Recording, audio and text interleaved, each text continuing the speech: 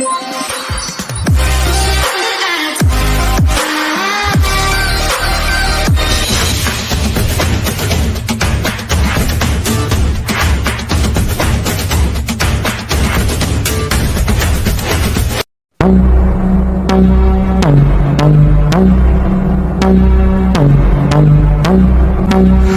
girl, it's your song. Let's see that don't.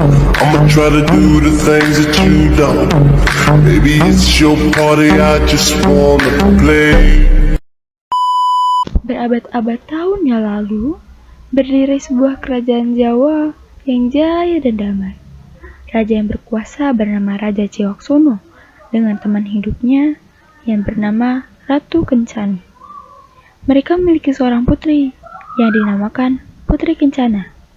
Putri Kencana memiliki paras yang cantik dan juga hati yang baik. Suatu hari, Putri Kencana ingin berkunjung ke desa di mana tempat rakyatnya tinggal. Ia pun menemui sang ayah untuk meminta izin.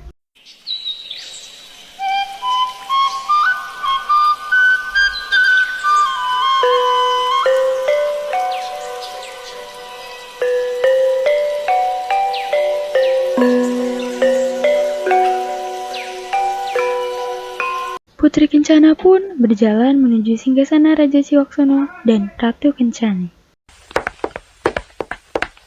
Salam ayah, ibu, aku ingin meminta izin dari kalian. Ada apa wahai putriku?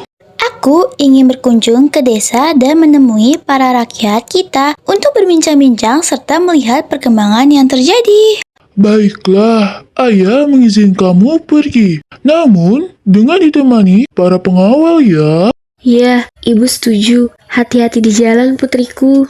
Baik ayah ibu, terima kasih. Sang putri pun bersiap-siap untuk berangkat ke desa. Keesokan harinya, tiba-tiba kabar buruk datang menghampiri sang raja. Salah satu dari orang kepercayaannya yang sedang melakukan perjalanan ke wilayah lain mendengar kabar bahwa kerajaan Jawa yang dipimpin Ciwaksono akan diserang untuk merebut harta dan tahtanya. Belum lama seorang tersebut mengabari, datang sekelompok orang asing dari kerajaan wilayah lain menyerang. Sang raja yang belum memiliki persiapan terkejut dan langsung menyuruh Ratu Kencani membawa Putri Kencana ke tempat persembunyian yang aman. Terjadilah perang di luar istana. Semua prajurit kerajaan Jawa turut ikut dalam perang.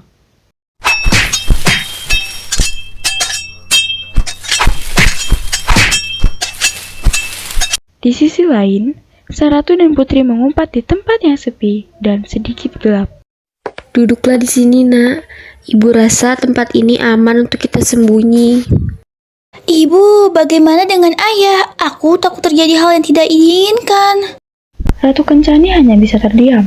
Ia sendiri juga tak berdaya. Tak lama kemudian, terdengar suara kerusuhan tersebut mereda sebentar, lalu terdengar kembali. Tetapi suara tersebut seperti mendekat ke arah mereka berdua. Ratu Kencani yang langsung sadar akan ada musuh yang datang pun segera mengumpulkan harta mereka yang tak jauh dari tempat itu dan memberikannya ke Putri Kencana. Putriku, tolong bawa harta ini bersamamu dan larilah sejauh mungkin sampai orang-orang asing itu tidak bisa menemukanmu. Tidak, jika kita harus lari, maka kita akan lari bersama dari sini. Tapi ibu sudah tak berdaya. Ibu tidak kuat berlari kencang. Karena tanpa sadar, kaki ibu terluka ketika kita mencari tempat persembunyian. Kalau begitu, aku juga akan tetap di sini bersama ibu. Ibu mohon, nak, ini permintaan terakhir ibu. Dan ibu sangat berharap kau bisa lakukan apa yang ibu minta. Ketika mereka berdua sedang debat, terdengar langkah kaki mendekati tempat tersebut. Ratu Kencani pun langsung meminta paksa Putri Kencana untuk meninggalkannya. Benar saja, datang seorang musuh ke sana dan membunuh Ratu Kencani. Putri Kencana yang masih belum pergi terlalu jauh, terbelalak dan segera melarikan diri.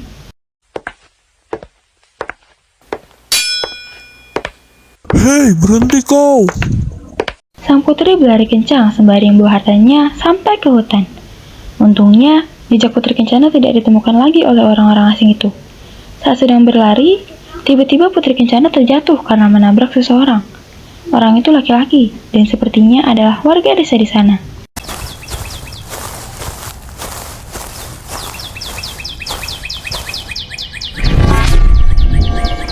Mengapa Anda ada di sini, Tuan Putri? Apa Anda baik-baik saja? Kau kenal aku. Ya, tentu. Istana sedang diserang. Aku diminta untuk melarikan diri. Aku sangat takut. Tenangkan diri Anda ya, Tuan Putri. Akan saya antarkan ke tempat persembunyian yang jarang diketahui orang, dan Anda bisa bercerita di sana. Karena saya rasa penyerang itu mungkin saja masih mencari Anda di sekitar sini. Baiklah. Laki-laki itu pun membantu Putri Kencana membawa hartanya dan mengantarkan sang putri ke gua, tempat persembunyian yang jarang diketahui orang. Mereka pun duduk di bebatuan yang ada dalam gua tersebut. Gua apa nih? Aku belum pernah melihatnya. Sungguh, ternyata gua ini memang jarang diketahui orang. Tapi mungkin saja Raja mengetahuinya. Ah, iya. Siapa namamu? Nama saya Prapto. Maaf ya jika saya lancang membawa Anda ke tempat seperti ini. Tidak, justru aku berterima kasih karena kau sudah membantuku. Selama mereka mengobrol, tiba-tiba saja Prapto mendapatkan kabar jika desa juga ikut diserang, tak terkecuali rumah Prapto yang juga menjadi target.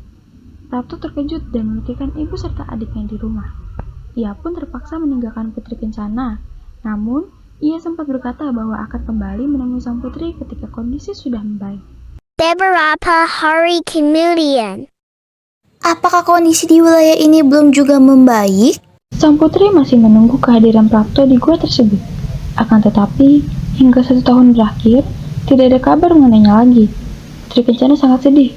Hatinya benar-benar hancur. Kejadian tragis itu terjadi dengan cepat. Sang putri masih belum bisa melupakan kedua orang tuanya dan juga Prapto.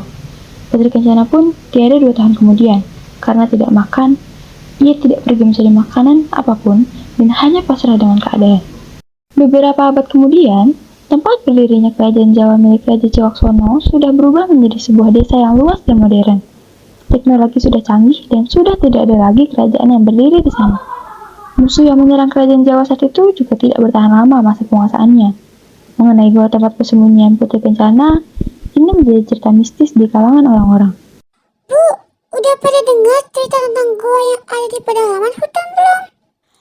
Belum tuh. Emang ada apa? Emang ibu nggak tahu? Gua itu dijuluki sebagai gua. Iya betul, karena setiap orang yang masuk ke gua itu pasti nggak bakal balik-balik. Hilang gitu aja. Serem ya. Ibu-ibu di sana selalu membicarakan gua tempat persembunyian Putri Kencana. Tanpa disadari, terdapat seorang laki-laki yang tak sengaja mendengarkan pembicaraan ibu-ibu tersebut. Laki-laki itu pun penasaran dan ingin melihat sendiri gua yang dibicarakan itu seperti apa, dan kebenarannya tentang orang-orang yang tak kembali ketika memasuki gua tersebut. Laki-laki itu senpai di depan goa yang dimaksud. Gua ini maksudnya. Reno pun memasuki gua tersebut. Ia merasa sedikit takut karena suasananya benar-benar hening dan gelap. Namun di tengah perjalanan dalam gua, tiba-tiba saja Reno mendapati sosok Putri Kencana di hadapannya. Reno pun refleks mundur karena terkejut. Sosok sang putri tidak menyeramkan, tapi Reno terkejut sebab sosok itu tiba-tiba saja muncul di hadapannya. Penampilannya seperti putri kerajaan. Apa dia adalah seorang putri dari kerajaan beberapa abad yang lalu? Kau datang untuk menemuiku. Siapa kau? Kau bukan Prapto. Siapa pula Prapto itu? Setelah kata-kata tersebut, sosok Putri Kencana termenung sedih dan duduk di bebatuan. Sesekali ia menyebutkan kedua orang tuanya dan juga Prapto. Reno yang merasa kasihan langsung mendekatinya. Prapto itu anakmu ya? Oh, atau abangmu? Ah, aku tahu. Dia itu kekasihmu ya.